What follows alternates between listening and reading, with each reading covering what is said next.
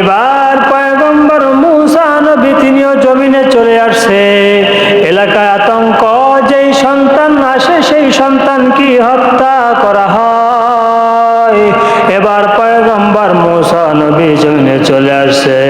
আল্লাহ রাব্বুল আলামিন পয়গম্বর মূসা নবীর মাকে জানায় দেয়, তুমি মোটে চিন্তা করবে না, তোমার কোলে আমার পয়গম্বর, তোমার কোনো চিন্তার কোনো প্রয়োজন নাই। আমি আল্লাহ রাব্বুল আলামিন আমার পয়গম্বরকে আমি হেফাজত করব। সুবহানাল্লাহ। আল্লাহর পয়গম্বর মূসা নবী জমিনে আসার পর আল্লাহর পয়গম্বর মূসা নবী জমিনে আসলেন। এবার তার মা কি করবে? দুনিয়ার জমিনে কোনো মায়ের যদি গর্ভে বাচ্চা থাকে, ওর মায়ের পেট স্বাভাবিকভাবে একটু বড় হয়ে যায়, কিন্তু পয়গম্বর মূসা নবী তিনি এই জমিনে আসবেন, তার মায়ের পেট মোটেও বড় হয় নাই, স্বাভাবিক রয়েছে। জোরে বলেন সুবহানাল্লাহ। কুদরত কার? আল্লাহ রাব্বুল আলামিনের কুদরত। পয়গম্বর মূসা আলাইহিস সালাতু ওয়াস সালাম জমিনে চলে আসার পর এবার পয়গম্বর মূসা নবী মায়ের দুধ খায়। হঠাৎ করে একদিন ফিরআউনের বাহিনী চলে আসে। এসে পয়গম্বর মূসা নবীর মাকে ডাক দিয়ে বলে, পত্র বাসায় নাকি একটা সন্তান হয়েছে, সন্তান কই? এবার বাসার ভিতরে ঢুকে সব জায়গায় তন্ন তন্ন করে তালাশ করলো, কোনো জায়গায় পয়গম্বর মূসা নবীকে পাইল না। এবার ফিরআউনের বাহিনী আবার চলে যায়। এবার যাওয়ার পর পয়গম্বর মূসা নবীর আম্মা, তার চিন্তা, তার টেনশন আরো বেড়ে যায়। পয়গম্বর মূসা নবীর মা কি করবে? আল্লাহ রাব্বুল আলামিন গায়বী ভাবে পয়গম্বর মূসা নবীর মাকে জানায়া দেয়, ও পয়গম্বর মূসার মা শোনো, তোমার সন্তানকে আমি আল্লাহ রাব্বুল আলামিন হেফাজত করব। তোমার সন্তানকে আবার তোমার কোলে আমি আল্লাহ রাব্বুল আলামিন তুলে দিব। সাধারণ তুমি একটা কাজ করবা, তুমি কোনো জায়গা থেকে একজন মিস্ত্রি আনো, একটা বাক্স তৈরি করে পয়গম্বর মূসা নবীকে নদীর ভিতরে ছেড়ে দাও।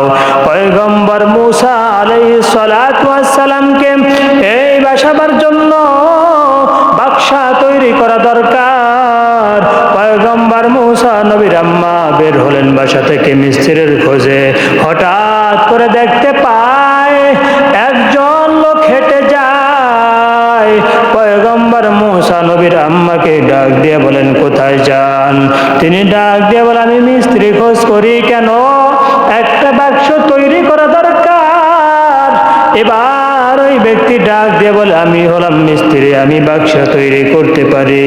ওই ব্যক্তি গিয়ে পয়গম্বর মূসা আলাইহিস সালাতু ওয়াস সালামের জন্য একটা সুন্দর করে বাক্স তৈরি করে দেয়।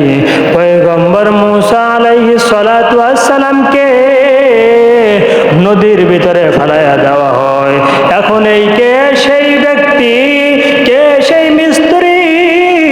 ওই মিস্ত্রি দুনিয়ার সাধারণ কোনো মানুষ নয়, ওই মিস্ত্রি হলো আল্লাহর পয়গম্বরের সাথে আসতো। ওই মিস্ত্রি হলো জিবরাইল আমিন ফেরেশতা। ওই মিস্ত্রি দুনিয়ার কোনো স্বাভাবিক মিস্ত্রি ছিল না, ওই মিস্ত্রি হলো জিবরাইল আমিন। তিনি এসে বাক্স তৈরি করে দিল আল্লাহ রাব্বুল আলামিনের হুকুমে।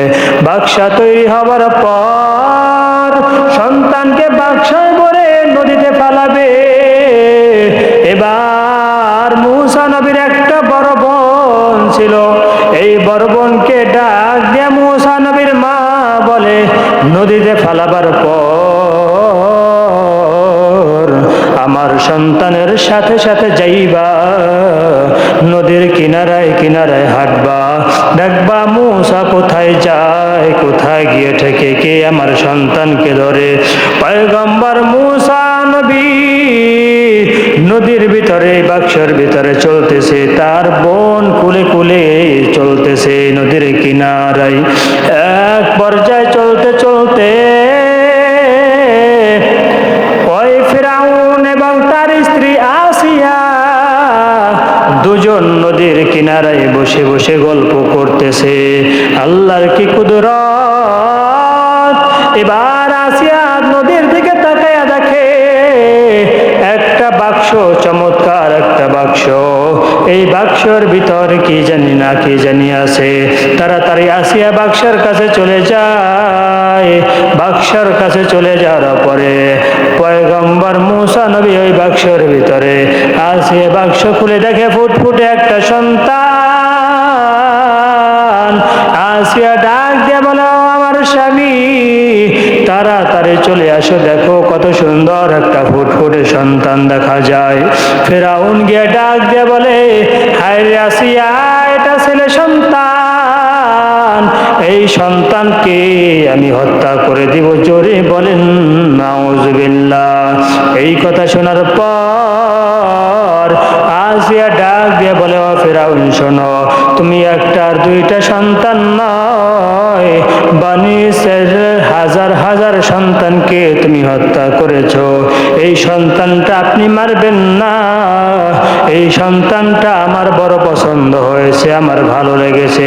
আমি এই সন্তানটা লালন পালন করতে চাই গো স্বামী, আপনি অনুমতি দেন। এই সন্তানকে আপনি কিছুতেই মারবেন না। এবার স্ত্রীর কথা অনুযায়ী ফিরাউন সন্তানকে হত্যা করলো না। ওই সন্তানটা বাড়িতে নিয়ে আসছে।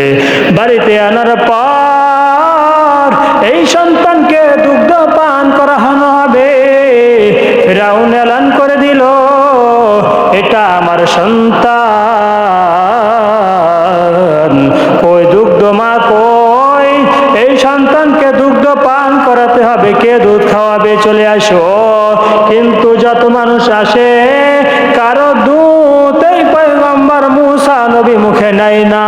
এবার ওই মূসা নবীর বোন ডাক দিয়ে বলতেছেন যে আমার খোঁজে একজন মহিলা আছে যার দুগ্ধ এই ব্যক্তি পান করতে পারে, শিশু পান করতে পারে। বলে আচ্ছা, তাকে ডেকে নিয়ে আসো। পয়গম্বর মূসা নবীর আম্মাকে ডেকে আনা হলো। যখনই তার দুগ্ধ মুখে দিল, এই সন্তান সাথে সাথে দুগ্ধ পান করা শুরু করে দেয়।